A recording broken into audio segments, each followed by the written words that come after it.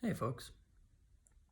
So, um, the saga continues with this pattern and this kind of emotional.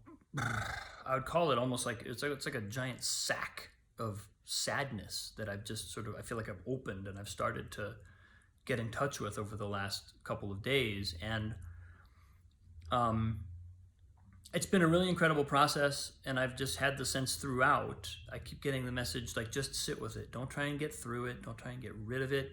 Don't try and overcome it. Just let it be here and tell me what it has to tell me. And one of the things that came up today was I was thinking about, this pattern is basically like one where I always have to be one step ahead of myself, right? Wherever I am right now is not good enough. I have to be one step down the road, whether that's earning more money or professional connections or level of creative work in the world or skill at the piano, discipline in my spiritual work, whatever it is. I'm never good enough now. I always have to be at the next step. And of course, so for something like, for example, to take the example of piano, that means that in performance, performing is not a fun experience because I'm never allowed to be where I am today. Performance is all about presence. Performance is all about, here I am, giving openly and freely, allowing to come through me what I have to give right now. And when my mind is in the sort of pressure cooker conditions of performance and all it can think is not good enough, not good enough, not good enough, not good enough, not good enough, I need to be for, no, I didn't, it's critiquing what just happened and like putting out there an imperative that what's coming must be better. It's like there's no presence, there's no ability to actually give in the moment. So that's just something, that's one of the ways it's affected me.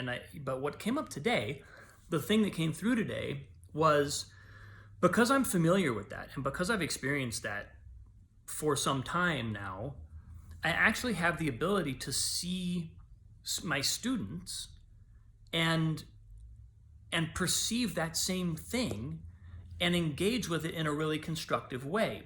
In other words, almost all the students I work with have some form of this. And this, it's like I think it's a reasonably universal thing. This idea that we're not good enough as we are and we need to be somewhere else. I have my own story for how I maybe picked up that story when I was a young child or whatever. But a lot of people that I know have a very similar kind of story, and it's just, who knows where it came from. We all got it somewhere. But by getting in touch with it, I can now really give. I can work with students and actually alleviate some of that for them, like see it and then create conditions that are not that, just repeatedly assert the fact that where we are right now is fine.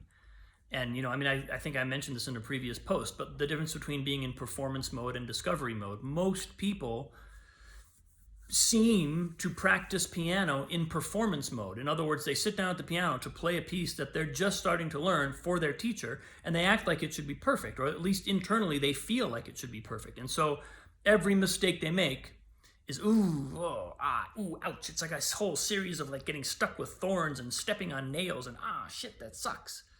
And it's like, well, why does it have to be that way? There's no reason for that. It's actually, we're acknowledging that you're learning it. So why not play, instead of being in performance mode, I'm calling it discovery mode. Be in discovery mode like 99% of the time. Let yourself discover what you don't know. Like, let yourself discover what you know and what you don't know, and let yourself discover the piece. Let yourself actually enjoy the process of finding exactly the fingering and exactly the tempo and exactly the feel and emotional range you want to be in various sections of the piece. Let yourself discover it. And I think that, and I honestly think that, what the weird thing about it is that this complex that I feel like has, in a lot of ways been so destructive and so inhibitive in so many areas of my life, all of a sudden turns out to be a gift because it allows me to see and engage with a very deep part of other people in a hopefully really helpful way. So it just brings me right back around again to this gratitude thing. Like, oh my God, this pattern that, is causing all these problems in my life. And when I let it go, whoa, like this is emotion, this like, oh, wow, like, oof, on some level, such a kind of like heavy thing that I think I'm ready to let go of. At the same time, as I'm working through it, I'm also discovering an immense gratitude for it. I'm grateful that I have this pattern. I'm grateful that I've had it. It's taught me so much. I'm able to give more because I've had this experience. So it's bizarre, but all that is to say, I'm back to gratitude, even for the stuff that has hit me over the last couple of days and felt negative or felt compressive. I'm back to just having to say, I'm so grateful. I'm so grateful to the universe for showing me this, for giving me this, for allowing me to live through these troubles and then have something to realize and to give from that. So that's where I am today, folks. Thanks so much for watching, for listening. Love you all. Can't wait to see you again.